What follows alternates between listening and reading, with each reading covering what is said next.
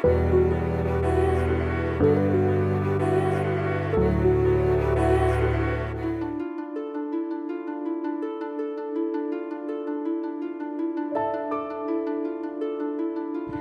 this is Michele Knight. This is the astrological update for Capricorn for the whole of March 2017.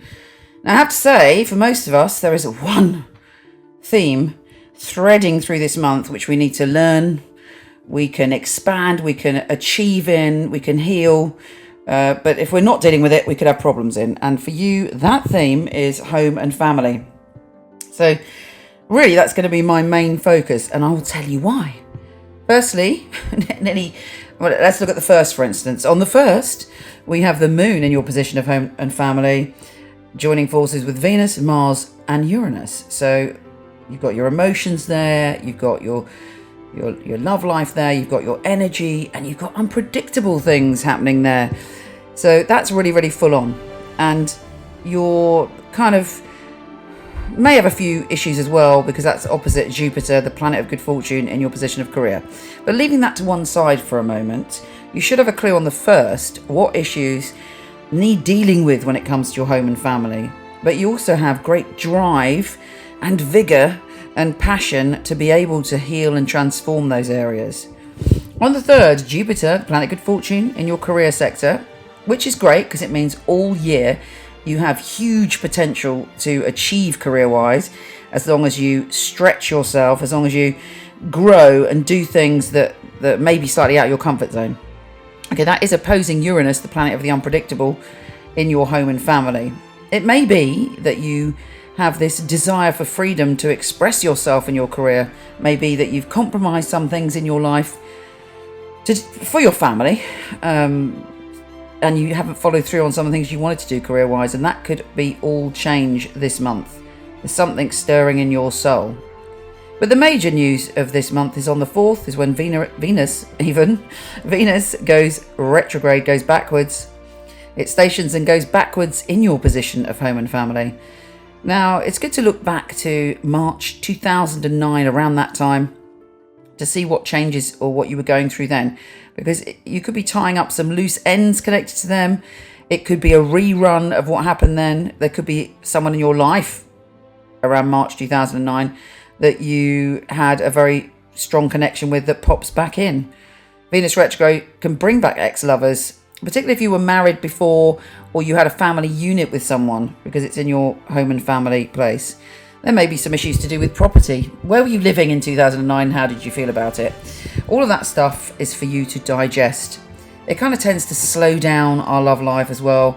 Everything sort of, it's not the ideal time to meet a partner, because it may be you meet someone and you think this is it. You move them in really quickly, like in a couple of weeks, and then you change your mind. So be careful, we're cautious of leaping into anything over the next month, which is a new relationship. I mean, for some people, of course, you will fall in love, but it just means there's some loose ends that you have to tie up to get there. I mean, and for some of you, falling in love will create the change that you need. So it's not a, one planet fits all. You have to fit it into your chart and fit it into your life and understand what the meaning is. You're also expanding your intuition as well. You're using your intuition when it comes to your home and family. You're using your intuition to lay foundations. You're trusting your inner voice more this month. The full moon on the 12th is in your position of adventure, and it's trining Pluto in your sign. Now, you've had Pluto in your sign for a while. You know that for quite a long time now, you've had to face yourself and be honest with yourself. And the full moon is saying, okay, what is it that you want to What adventure do you want? Because baby, it's time to grab it with both paws. It's time to go for it. And you'll have this urge to explore, and you may find yourself somewhere, and it may even feel as if it's familiar to you. There may even be a deja vu. You have connections to different cultures, unusual people on the 12th. We also have on the 13th, Mercury, the planet of communication, entering the position of home and family. And we have Mercury conjunct Venus on the 18th. That's a very important day. That's a day actually where a lot of family healing can come in, where you feel that you can open your heart and compromise and be warm with the people in your family. Also, it's a fantastic day for decorating your house, changing things around. You want beauty when it comes to your house and your home, and you're desperate and passionate about wanting to live somewhere that reflects your inner spirit and being.